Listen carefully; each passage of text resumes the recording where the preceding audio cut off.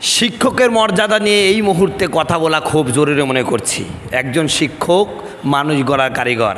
একটি সন্তানকে মানুষ করার জন্য পিতামাতার যেমন অবদান থাকে, তার চেয়ে বেশি অবদান থাকে একজন শিক্ষকের। অতএব শিক্ষকের সম্মান সবার আগে করতে হবে।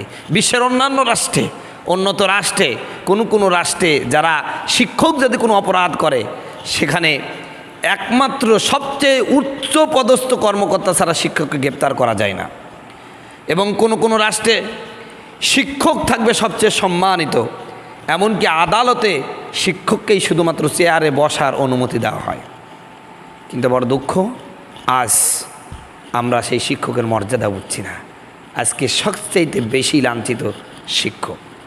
প্রিয় বন্ধুগণ, আমার ভাইয়ের, আমার আল্লাহ রসুল বলছেন তোমরা জ্ঞান অর্জন করো, আর আদব শিষ্টাচার এটাও অর্জন করো, আর যার থেকে তুমি জ্ঞান অর্জন করবে তাকে সর্বোচ্চ সম্মান দাও। রসুল